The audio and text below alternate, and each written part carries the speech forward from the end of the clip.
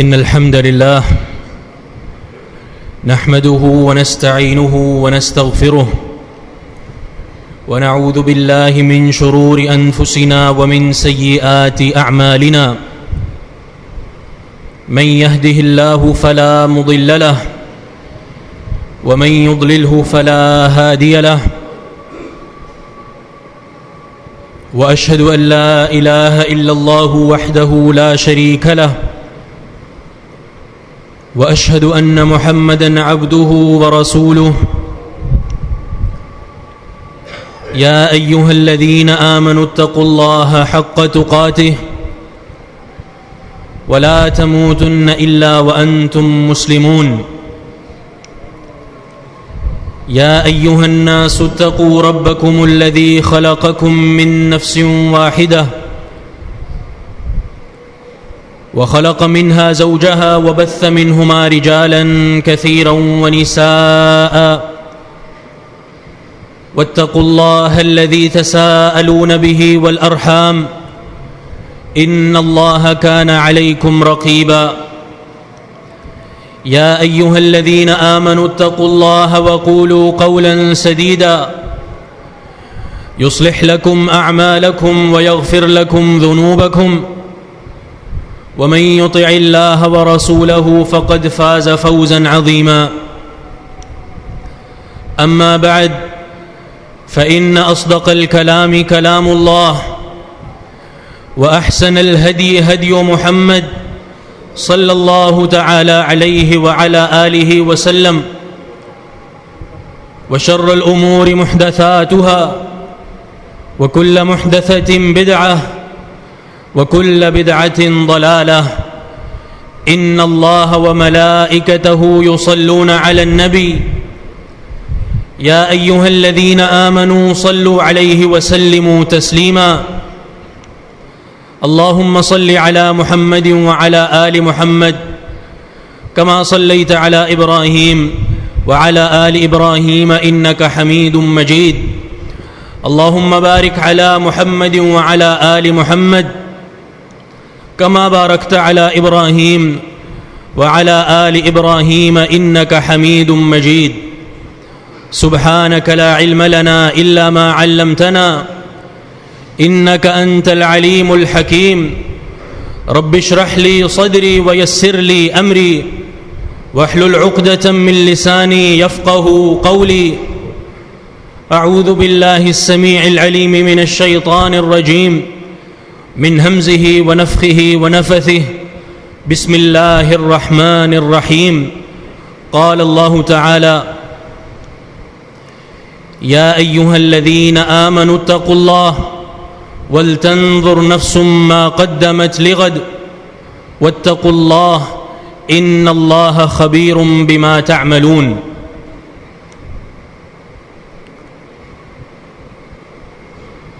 اس آیت کریمہ میں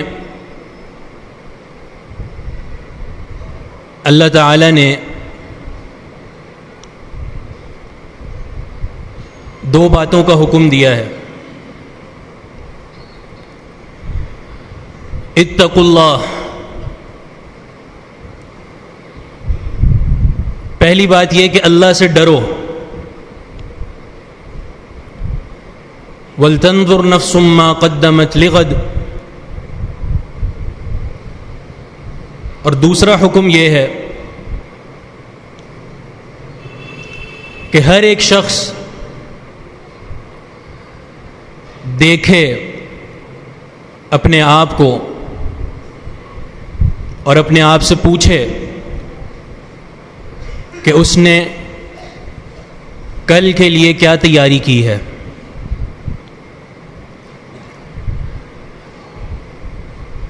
یہ دو حکم دینے کے بعد اللہ تعالیٰ نے پہلے حکم کا دوبارہ تکرار کیا ہے واتقوا اللہ. دوبارہ حکم ہے کہ اللہ سے ڈرو. اور آگے یہ بھی بیان فرما دیا ان اللہ خبیر بما تعملون. یہ بات یاد رکھو کہ بلا شبہ اللہ تعالیٰ خوب خبر رکھنے والا ہے تمہارے اعمال کی.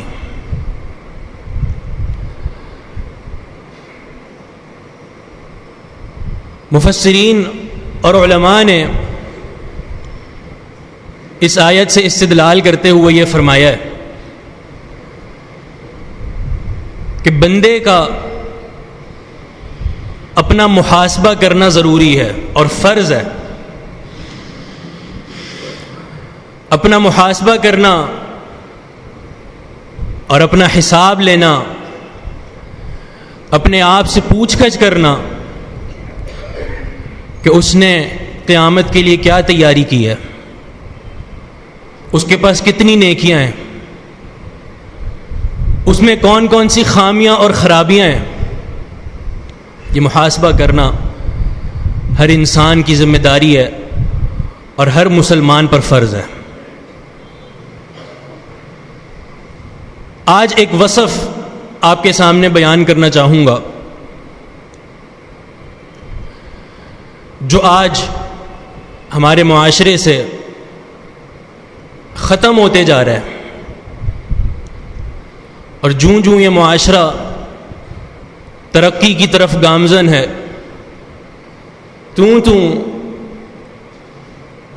اس معاشرے میں اخلاقی پستیاں اور ایسے اعمال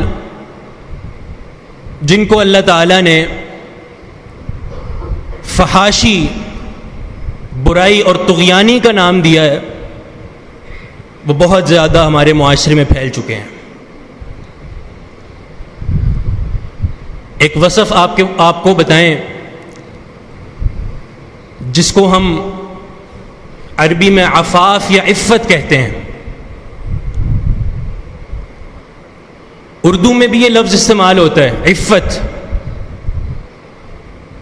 اور مزید آسان ترجمہ اس کا کیا جاتا ہے پاک دامنی سے. العفہ یہ عربی زبان کا لفظ ہے جس کا لفظی معنی یہ ہے کہ انسان بچ جائے اور اپنے آپ کو روک لے. علامہ جرجانی اپنی کتاب التعریفات میں العفہ کا معنی اس طرح بیان کرتے ہیں کہ عفت دراصل نام ہے اس چیز کا کہ انسان ہر اس عمل کو چھوڑ دے جو عمل گناہ کہلاتا ہے، جو عمل فحاشی کہلاتی ہے. اور عفیف یعنی پاک دامن شخص وہ ہے جو اپنی زندگی گزارے وفق شریعت اللہ والمروءہ، اللہ تعالیٰ کی شریعت کے مطابق، مکمل شریعت کے مطابق زندگی گزارنے والے کو عفیف کہا جاتا ہے. ہم ایک نام رکھتے ہیں عفیفہ، بڑا ہی خوبصورت نام ہے. اس کا معنی بھی یہی ہے، ایسی عورت جو پاک دامن ہے. اور اس نام کے بہت سے ہمیں محدثین اور محدثات بھی ملتی ہیں. ایک بہت بڑی عالمہ اور محدثہ جن کا نام تھا عفیفہ بنت احمد اصبہانیہ. امام ذہبی فرماتے ہیں مسندۃ اصبہان، اصبہان جو آج کل جس کو ہم اسپین کہتے ہیں، اندلس، وہاں کی یہ محدثہ تھیں، بہت بڑی محدثہ. تو معنی یہ نام بھی بڑا خوبصورت ہے اور رکھنا چاہیے. عرض کرنے کا مقصد یہ کہ یہ جو وصف اور صفت آپ نے سنی جس کو ہم عفت اور پاک دامنی سے تعبیر کرتے ہیں، یہ ایک ایسا وصف ہے جس کی ہمیں آج بہت ضرورت ہے. ضرورت ہے اس معاملے کی کہ اس کو سمجھا جائے اور اسی کے مطابق اپنی زندگی کو بسر کیا جائے. عفت کی قرآن و حدیث میں بہت سی صورتیں بتائی گئی ہیں، بہت سی مختلف صورتیں ہیں. آج ہم انشاءاللہ آپ کے سامنے 3 صورتیں بیان کریں گے عفت اور پاک دامنی کی. عفت کی پہلی صورت ہم نے جیسے بتایا کہ عفت کا جو لغوی معنی ہے وہ ہے رک جانا اور اپنے آپ کو کسی کام سے روک دینا، باز کر دینا۔ پہلی صورت جو قرآن و حدیث میں وارد ہے، جس کے بارے میں رسول اللہ صلی اللہ علیہ وسلم کی حدیث ہے، ثوبان رضی اللہ عنہ جو کہ نبی علیہ الصلوۃ والسلام کے غلام تھے، ان سے یہ روایت ہے۔ وہ کہتے ہیں میں نے نبی علیہ الصلوۃ والسلام کو یہ فرماتے ہوئے سنا، من یکفل لی الا یسأل الناس شیئا واتکفل له بالجنہ، جو مجھے ایک عمل کی گارنٹی دے دے اور ایک عمل کی ضمانت دے دے۔ عمل کیا ہے؟ اللہ یسأل الناس شیئا، کبھی بھی لوگوں سے سوال نہیں کرے گا، کبھی بھی لوگوں سے مانگے گا نہیں۔ تو کیا فرماتے ہیں نبی علیہ الصلوۃ والسلام؟ وَأَتَكَفَّلُ لَهُ بِالْجَنَّةِ، میں اس شخص کو جنت کی ضمانت دیتا ہوں۔ کون ضمانت دے رہا ہے؟ اصدق القائلین، جناب محمد الرسول اللہ صلی اللہ علیہ وسلم۔ عمل کیا ہے؟ کہ کبھی بھی لوگوں سے سوال نہ کرے، لوگوں کے سامنے ہاتھ نہ پھیلائے۔ تو شریعت نے اپنے آپ کو لوگوں کے سامنے ہاتھ پھیلانے والے عمل کو عفت سے تعبیر کیا کہ انسان روک لے اپنے آپ کو اس عمل سے۔ بعض صحابہ کو نبی علیہ الصلوۃ والسلام نے یہ تلقین فرمائی۔ ان کی عادت کیا ہوا کرتی تھی کہ اگر وہ سواری پر سوار ہو جاتے، اونٹ پر یا گھوڑے پر، اور ان کا درہ گر جاتا یا ان کی لاٹھی گر جاتی، تو ساتھ کھڑے شخص سے نہیں مانگتے تھے کہ مجھے یہ اٹھا دو، بلکہ خود اترتے تھے اور خود اٹھاتے تھے۔ اب ان سے اتنا تعاون کرنا بالکل جائز اور درست ہے، لیکن نبی علیہ الصلوۃ والسلام نے جب ان کو تلقین فرما دی تو اتنا عمل کیا اور اپنے آپ کو خاص اس عمل کے لیے مستعد کیا کہ ایک درہ بھی اٹھانے کے لیے کسی سے سوال نہیں کرتے تھے۔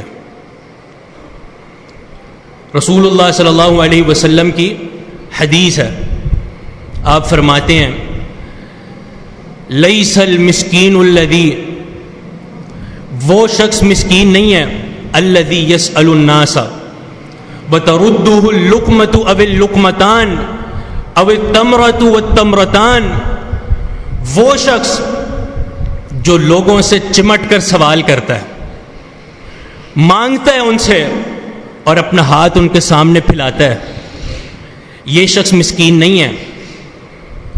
کیوں؟ تردہ اللقمۃ او اللقمتان، ایسے شخص کو تم ایک لقمہ، دو لقمے، ایک کھجور یا دو کھجوریں دے دو تو یہ واپس ہو جائیں گے، واپس چلے جائیں گے۔ یہ جو ہم آج معاشرے میں گداگری کا معاملہ دیکھتے ہیں، مانگنے والے، بھکاری، ان پر یہی حدیث صادق آتی ہے۔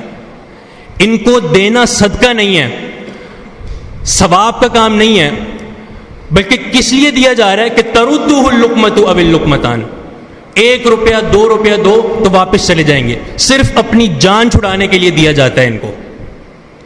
پھر نبی علیہ الصلوۃ والسلام نے فرمایا کہ مسکین کون ہے؟ مسکین کون ہے؟ مسکین فرمایا وہ شخص ہے جو لوگوں سے سوال نہیں کرتا، عفت اختیار کرتا ہے، اگر اس کو ضرورت ہے اور حاجت ہے تب بھی لوگوں سے سوال نہیں کرتا۔ ایک اور حدیث، قبیصہ بن مخارق رضی اللہ عنہ اس حدیث کے راوی ہیں، نبی علیہ الصلوۃ والسلام کے پاس آئے اور یہ صحابی قبیصہ، ان پر بہت زیادہ قرض تھا، قرض میں ڈوبے ہوئے تھے۔ نبی علیہ الصلوۃ والسلام کے پاس آئے اور کچھ مال کی تعاون کی اپیل کی کہ مجھے میرے ساتھ کچھ تعاون کر دیجئے، میں اپنا قرض معاف کروا سکوں اور اپنے جو میرے قرض خواہ ہیں ان کو قرض واپس دے سکوں۔ تو رسول اللہ صلی اللہ علیہ وسلم نے قرض بھی دیا، یعنی تعاون بھی کیا ان کے ساتھ، اور تین باتیں ارشاد فرمائیں۔ فرمایا ان المسألۃ لا تحل الا لأحد ثلاثۃ، یہ سوال کرنا کسی کے لیے بھی درست نہیں ہے مگر 3 لوگوں کے لیے. 3 لوگ سوال کر سکتے ہیں, تعاون کی اپیل کر سکتے ہیں. کون 3؟ پہلا شخص من تحمل حمالتن, جو مقروض ہو جائے, جس پر قرض چڑھ جائے تو وہ اپنے قرض کو اتارنے کے لیے کسی دوسرے سے سوال کر سکتا ہے, اور کتنا سوال کرے؟ صرف اتنا جتنی اس کو ضرورت ہے. اگر 1000 روپیہ قرض ہے تو اس کے لیے 1500 کا سوال کرنا درست نہیں ہوگا, بلکہ 1000 روپیہ ہی سوال کرنا ہے, اس سے زیادہ نہیں. تو پہلا شخص جس کے لیے سوال کرنا درست ہے وہ یہ ہے جو مقروض ہو گیا. دوسرا شخص من اصابتہ جائحۃ, کوئی مصیبت آئی, اللہ تعالیٰ کی کوئی آزمائش آئی اور اس کا سارا کاروبار ٹھپ ہو گیا, سارا کاروبار ختم ہو گیا. یہ شخص بھی سوال کر سکتا ہے اور اپنے کاروبار کی درستگی کے لیے لوگوں سے تعاون لے سکتا ہے. اور کتنا؟ لیصیب قواما من عیش او سدادا من عیش, صرف اتنا سوال کر سکتا ہے کہ اس کی زندگی کا گزران درست ہو جائے, صحیح ہو جائے, بس اس سے زیادہ سوال نہیں. اور تیسرا شخص جس کو فقر پہنچے, جو فقیر ہو جائے اور فاقہ اس کو پہنچے, اور پھر اس کی قوم میں سے 3 لوگ ایسے ہوں جو اس بات کی گواہی دیں کہ واقعتاً اس کو فقر و فاقہ پہنچ چکا ہے, یہ واقعتاً فقیر ہو چکا ہے, تو ایسا شخص بھی سوال کر سکتا ہے اور اس شخص کو دیا جا سکتا ہے. معلوم کیا ہوا کہ سوال کرنا صرف ان 3 لوگوں کے لیے درست اور روا ہے, اس کے علاوہ کوئی صورت درست نہیں ہے. قرآن مجید میں اللہ تعالیٰ نے کیا فرمایا؟ للفقراء الذین احصروا فی سبیل اللہ لا يستطيعون ضربا في الارض يحسبهم الجاهل اغنیاء من التعفف, کہ صدقہ ان لوگوں کو دینا ہے جو فقراء ہیں. تعرفهم بسیماهم لا يسألون الناس الحافا, وہ فقراء جو لوگوں سے چمٹ کر سوال نہیں کرتے. الحاف, الحاف کا معنی ہوتا ہے چمٹ جانا, اور عربی کے اس جملے کو اور قرآن مجید کی اس آیت کو رسول اللہ صلی اللہ علیہ وسلم نے اپنی ایک حدیث میں بھی بیان فرمایا ہے. سنن نسائی کی حدیث ہے. رسول اللہ صلی اللہ علیہ وسلم فرماتے ہیں من سأل وله قیمة اوقیة فقد الحف, جس شخص نے لوگوں سے مانگنا شروع کر دیا, سوال کرنا شروع کر دیا, حالانکہ اس کے پاس ایک اوقیہ کی قیمت موجود ہے. ایک اوقیہ, نبی علیہ الصلوۃ والسلام کے دور میں ایک اوقیہ کی قیمت 40 درہم کے برابر تھی. یعنی اس کے پاس 40 درہم ہے, لیکن اس 40 درہم ہونے کے باوجود بھی اس نے لوگوں سے سوال کرنا شروع کر دیا.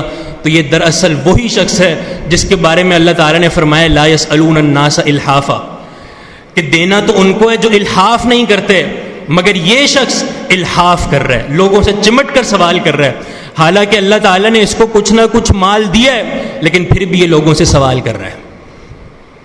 معلوم کیا ہوا کہ بندے کے پاس تھوڑا بہت مال بھی ہو, تھوڑی بہت قیمت بھی ہو, وہ اسی سے گزارا کرے, اسی کو بڑھانے کی کوشش کرے, اور اسی میں محنت کر کے اللہ تعالیٰ سے معاش کا سوال کرے, لیکن کبھی بھی لوگوں سے نہ مانگے.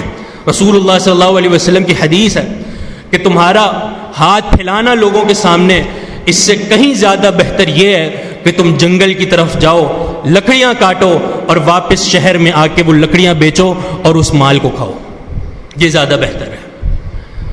تو یہ عفت اور عفاف جس کو شریعت نے تعبیر کیا, اس کی پہلی صورت جو بیان کی گئی کہ لوگوں سے کبھی نہیں مانگنا, کبھی بھی لوگوں سے سوال نہیں کرنا.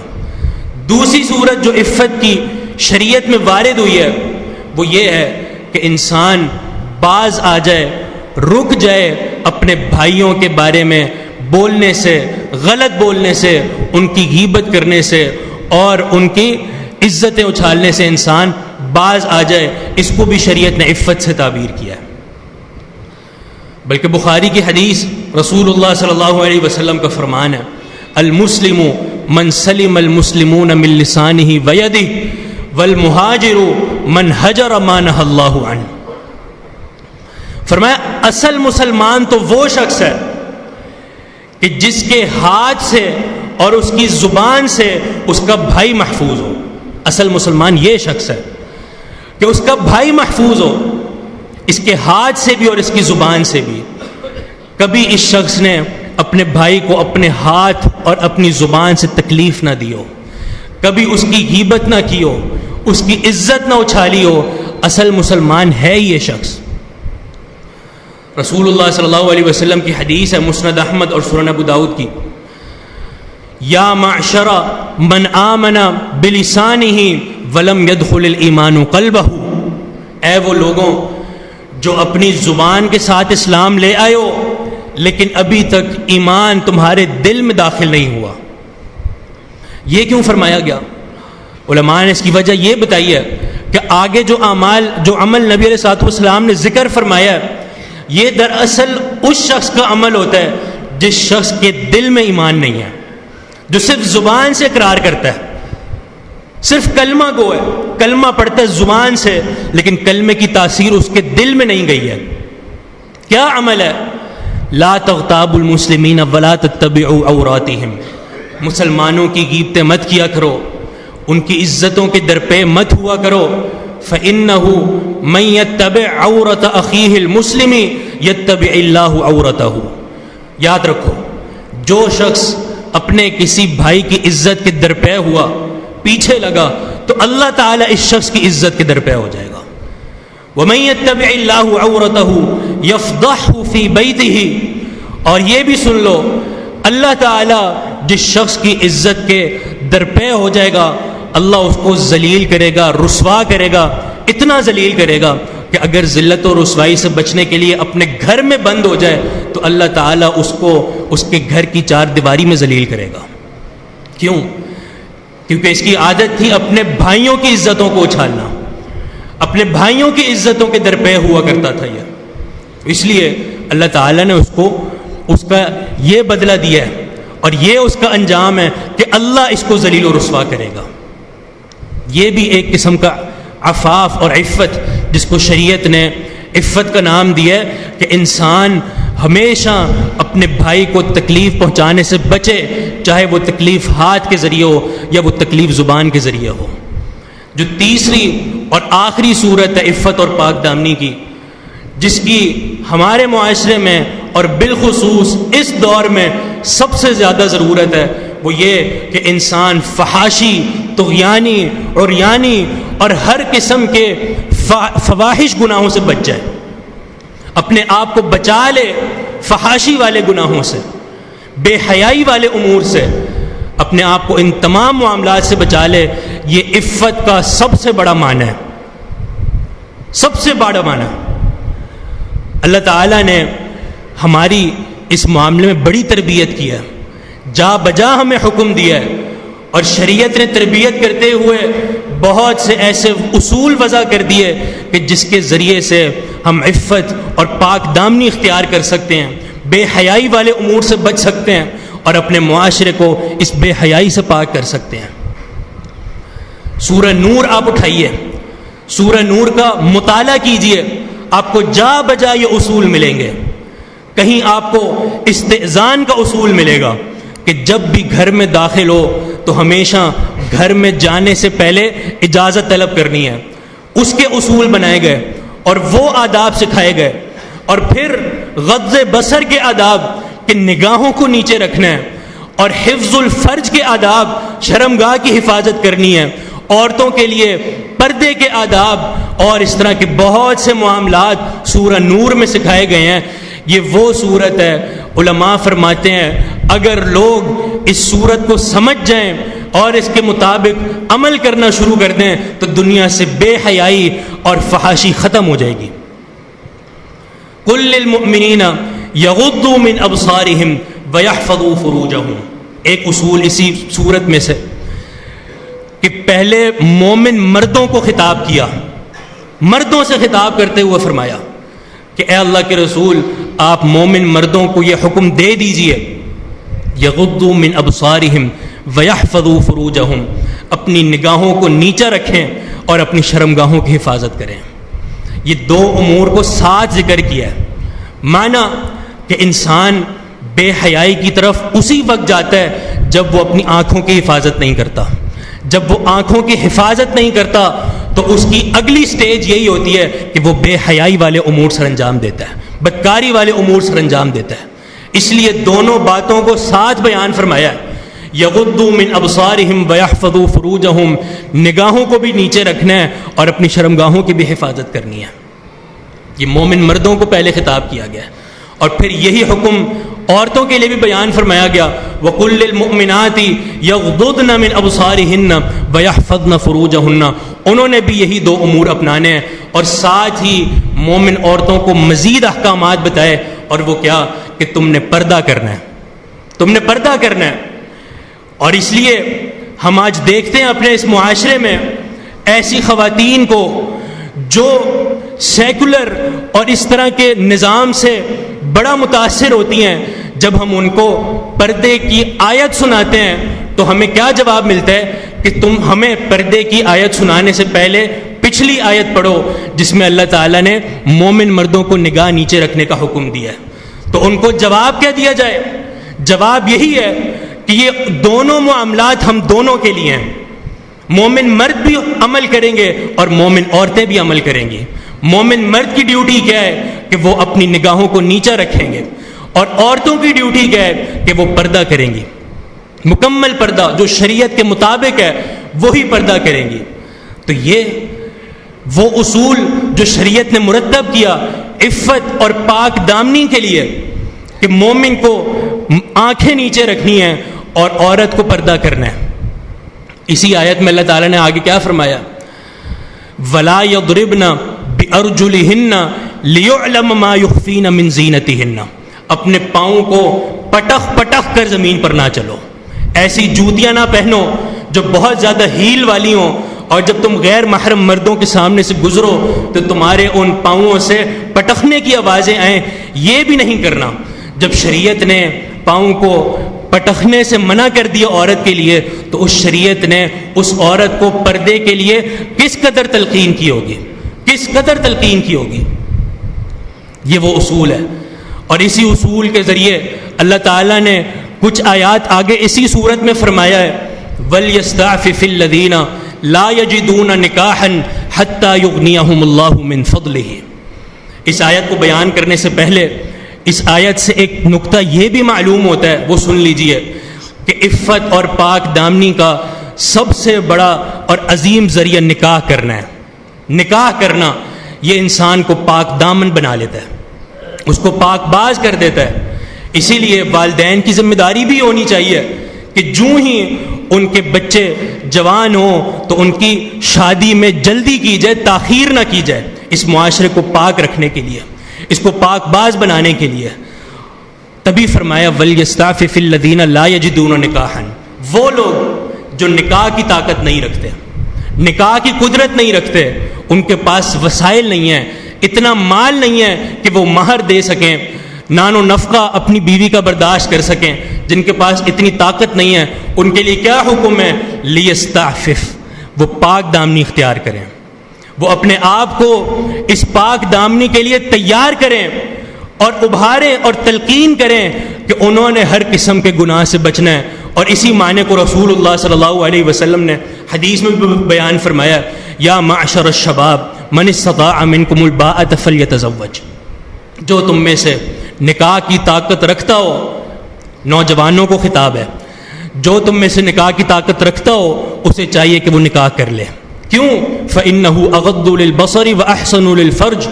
وہی دو اصول جو اس صورت میں بیان کیے ان کی وجہ نبی علیہ الصلوۃ والسلام نے بیان فرما دی کہ نکاح کرنا تمہاری آنکھوں کو بھی نیچے کر لے گا اور تمہاری شرمگاہ کی بھی حفاظت کرے گا. وَمَن لَّمْ يَسْتَطِعْ, اور جس کے پاس نکاح کی طاقت نہیں ہے, اتنا مال اللہ نے اس کو ابھی تک نہیں دیا, وہ کیا کرے؟ فَعَلَيْهِ بِالصَّوْمِ فَإِنَّهُ لَهُ وِجَاءٌ. وہ روزے رکھے کیونکہ روزے رکھنا اس کی شہوت پہ حاوی ہو جائے گا, اس کی شہوت کو کم کر دے گا.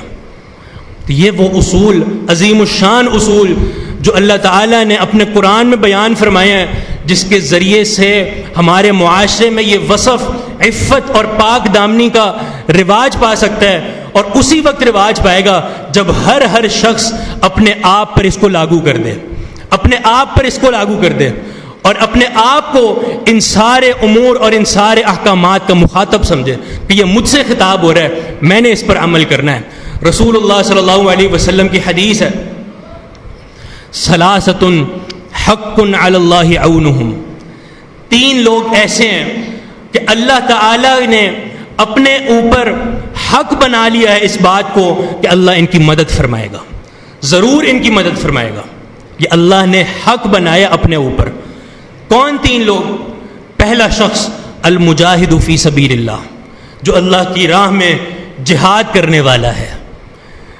دوسرا شخص والمکاتب الذی یرید الادا، پہلے زمانے میں غلام ہوا کرتے تھے اور ان غلاموں کی ایک صورت یہ بھی ہوتی تھی جن کو ہم مکاتب غلام کہتے ہیں، یعنی ایسا غلام جس سے مالک کچھ لکھت پڑھت کر لے، کوئی اس کے ساتھ ایسا اصول اور موازنہ طے کر دے، ایگریمنٹ بنا لے کہ تم نے مجھے اتنا مال کما کے دینا ہے، اس کے بعد تم آزاد ہو جاؤ گے۔ تو فرمایا ایسا غلام جو مکاتب ہے، جس سے اس کے مالک نے کچھ مال کا ایگریمنٹ کیا ہے، یہ مکاتب غلام جو اس مال کو ادا کرنے کی نیت رکھتا ہے اور کوشش کرتا ہے، یہ بھی وہ شخص ہے جس کی اللہ تعالیٰ مدد فرمائے گا۔ اور تیسرا شخص کون ہے؟ والناکح الذی یرید العفاف، وہ شخص جو نکاح کرتا ہے اور نکاح کے ذریعے اپنے آپ کو عفت اور پاک دامنی دیتا ہے، اس کا نکاح کرنا اور نکاح کرنے کی نیت یہ ہو کہ وہ عفت اور پاک دامنی اختیار کرے گا۔ اللہ تعالیٰ ایسے تین شخصوں کی مدد فرماتا ہے، نہ صرف مدد فرماتا ہے بلکہ نبی علیہ الصلوۃ والسلام فرما رہے ہیں اللہ تعالیٰ ان تین شخصوں کی مدد کو اپنے اوپر لازم قرار دے دیتا ہے۔ یہ وہ پاک دامنی عفت جس کو شریعت نے جا بجا بیان فرمایا ہے، اور صحیح مسلم کی حدیث ہے، رسول اللہ صلی اللہ علیہ وسلم کی اکثر دعا ہوا کرتی تھی۔ ابو ہریرہ رضی اللہ عنہ فرماتے ہیں اللہم انی اسألک الہدی والتقی والعفاف والغنی، نبی علیہ الصلوۃ والسلام اکثر یہ دعا فرمایا کرتے تھے۔ نبی علیہ الصلوۃ والسلام جو کہ تمام انبیاء کے سردار اور ان سے زیادہ متقی کوئی نہیں، لیکن نبی علیہ الصلوۃ والسلام کی یہ دعا اپنے لیے بھی اور ساتھ ساتھ ہمیں بھی سکھایا جا رہا ہے کہ ہمیں اس دعا کی کتنی ضرورت ہے۔ کیا دعا ہے کہ اللہ میں تجھ سے سوال کرتا ہوں چار چیزوں کا، نمبر ایک الہدا، ہدایت کا، نمبر دو التقی، تقوی کا، نمبر تین العفاف، پاک دامنی اور عفت کا، اور نمبر چار الغنا، بے پرواہی اور غنا کا۔ یہ چار چیزوں کا سوال نبی علیہ الصلوۃ والسلام کیا کرتے تھے۔ بڑی جامع دعا ہے اور یہ دعا ہم سب کو یاد بھی ہونی چاہیے۔ اللہم انی اسألک الہدی والتقی والعفاف والغنا، یہ وہ اصول ہیں جو شریعت نے سکھائے ہیں، قرآن و حدیث میں جا بجا بیان فرمائے گئے کہ ان امور کے ذریعے انسان عفاف، عفت اور پاک دامنی اختیار کر سکتا ہے۔ کتنے ہی ایسے نماذج اور مثالیں جو قرآن و حدیث میں بیان کی جاتی ہیں، ان کو بیان کرنے کا مقصد بھی یہی ہے کہ تم ان مثالوں کو سامنے رکھتے ہوئے اپنے آپ کو بھی عفت اور پاک دامنی پر ابھارو۔ یوسف علیہ الصلوۃ والسلام کا قصہ، سارے امور جو ان کے سامنے تھے وہ سب ان کے لیے آسان تھے، سب کچھ ان کو حاصل تھا، لیکن گناہ کو چھوڑا، پاک دامنی اختیار کی، اور صرف اللہ رب العزت کی خشیت کی وجہ سے، اللہ رب العالمین کے خوف کی وجہ سے، اور ساتھ ہی یہ بھی فرما دیا رب السجن احب الی مما یدعوننی الیہ، اے اللہ جس گناہ کی طرف یہ عورت مجھے بلا رہی ہے اس سے بہتر یہ ہے کہ تو مجھے قید کی صعوبت میں ڈال دے، مجھے جیل میں ڈال دے، مجھے وہ منظور ہے، لیکن اس گناہ کی طرف مجھے مائل مت کرنا۔ یہ ہے وہ عفت اور پاک دامنی جو اللہ تعالیٰ نے اپنے اس نبی کے بارے میں بیان فرمائی ہے، اور پھر کیا ہی رفعت درجات ملے، کیا ہی بلندیاں ملیں، اور اللہ نے ان کو کیا ہی مقام دیا۔ اور اسی شخص کو رسول اللہ صلی اللہ علیہ وسلم نے بھی اپنی حدیث میں بیان فرمایا، جو گناہ کو چھوڑ دے اللہ کے ڈر کی وجہ سے، عفت اور پاک دامنی اختیار کر لے۔ بخاری مسلم کی حدیث ہے سبعۃ یظلھم اللہ فی ظلہ یوم لا ظل الا ظلہ، 7 قسم کے انسانوں کو اللہ تعالیٰ نے قیامت کے دن اپنے عرش کا سایہ عطا فرمانا ہے، جس دن اس سائے کے علاوہ کوئی سایہ نہیں ہوگا۔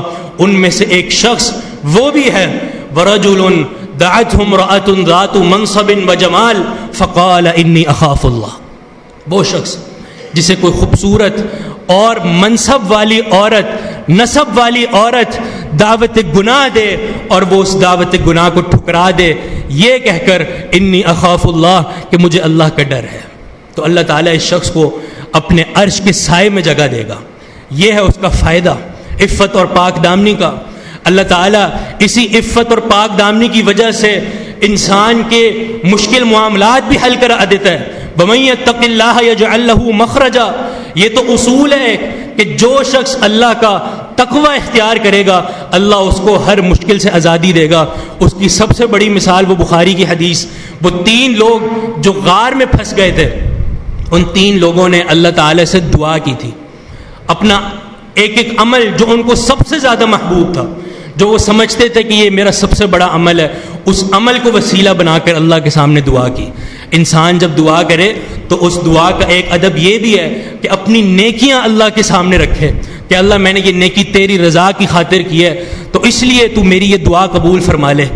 ایک شخص ان 3 میں سے کون تھا؟ اس نے اپنا ایک عمل پیش کیا، اے اللہ تو جانتا ہے کہ میری ایک چچا زاد بہن جس کے ساتھ میں نے برائی کا ارادہ کر لیا، مجھے بہت پسند تھی، جب اس کو میں نے دعوت دی تو اس نے کیا کہا کہ جب تم مجھے 100 دینار دو گے تو میں اس پر آمادہ ہو جاؤں گی۔ وہ بھی غریب تھی، اس نے وہ 100 دینار ایسے تیسے کر کے جمع کیے اور اس کے پاس چلا گیا، اس کو وہ رقم دی اور جو ہی ارادہ کیا تو اس عورت نے یہ کہا کہ میں تمہیں اللہ سے ڈرنے کی تلقین کرتی ہوں، ایک بار سوچ لو اور اللہ کا ڈر اور اپنے خوف اور اس کا خوف اپنے دل میں بٹھا لو اور یہ معاملہ مت کرو، میں تمہیں اللہ کے ڈر کا تلقین کرتی ہوں۔ اس شخص نے یہ جملہ سنا، وہ مال بھی وہیں رکھا اور واپس چلا گیا، صرف اللہ کے ڈر کی وجہ سے اللہ تعالیٰ نے ان اعمال اور ان نیکیوں اور ان دعاؤں کی وجہ سے وہ غار کے سامنے جو ایک چٹان آئی تھی اس کو پارا پارا کر دیا اور ان لوگوں کے نکلنے کا راستہ بن گیا۔ یہ عفت اور پاک دامنی جس کے فوائد انسان دنیا میں بھی دیکھتا ہے اور آخرت میں تو بے بہا فوائد ہیں اس کے، اللہ نے کیسے کیسے ثواب رکھے ہیں کہ انسان عفت اور پاک دامنی اختیار کر لے۔ وَأَمَّا مَنْ خَافَ مَقَامَ رَبِّهِ وَنَهَى النَّفْسَ عَنِ الْهَوَىٰ فَإِنَّ الْجَنَّةَ هِيَ الْمَأْوَىٰ، جو اپنے رب کے مقام سے ڈر گیا اپنے رب سے اور پھر اس نے اپنے آپ کو ہر قسم کے گناہ سے روک لیا، انسانی نفسانی خواہشات سے بچا لیا، تو جنت ہی اس کا ٹھکانہ ہے، اس کے علاوہ اور کوئی ٹھکانہ نہیں ہو سکتا۔ یہ ہے وہ عمل عفت اور پاک دامنی جس کے اور بھی بہت سی صورتیں ہیں اور بہت اس کی تفصیل ہے، ہمارے معاشرے میں اس کی اس قدر ضرورت ہے، اور جہاں آپ نے یہ نصوص سنے وہیں آپ ان امور کے بارے میں بھی سوچئے جو ہمارے اس عفت اور پاک دامنی والے وصف کو نقصان پہنچاتے ہیں۔ وہ کون سے امور ہو سکتے ہیں؟ مثال کے طور پر اختلاط، مرد و زن کا اختلاط، خلوت، یہ وہ معاملہ جو بہت زیادہ اس معاملے کو اور اس خلق حسن کو نقصان پہنچاتا ہے، اس عفت اور پاک دامنی کو تار تار کرتا ہے۔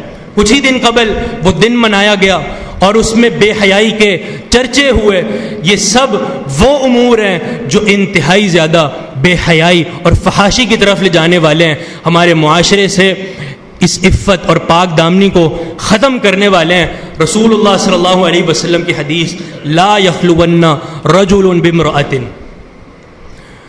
کہ کوئی بھی شخص کسی عورت کے ساتھ خلوت اختیار نہ کرے۔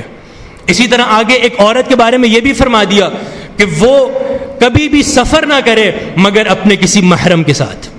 یہ سارے ان امور کو بتایا جا رہا ہے کہ جن کے ذریعے سے عفت اور پاک دامنی اختیار کی جاتی ہے، اور ساتھ ساتھ ہمیں یہ بھی پتہ چلتا ہے کہ اختلاط اور یہ امور یہ سب سے زیادہ یہ داعی ہیں اس چیز کے، سب سے زیادہ سبب بنتے ہیں عفت اور پاک دامنی کو نقصان پہنچانے کے۔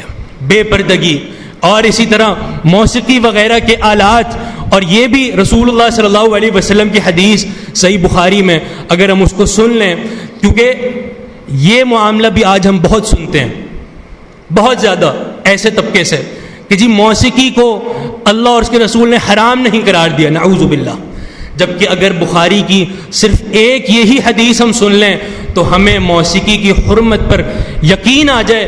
رسول اللہ صلی اللہ علیہ وسلم کی حدیث ہے، لَيَكُونَنَّ مِنْ أُمَّتِي أَقْوَامٌ يَسْتَحِلُّونَ الْحِرَ وَالْحَرِيرَ وَالْخَمْرَ وَالْمَعَازِفِ۔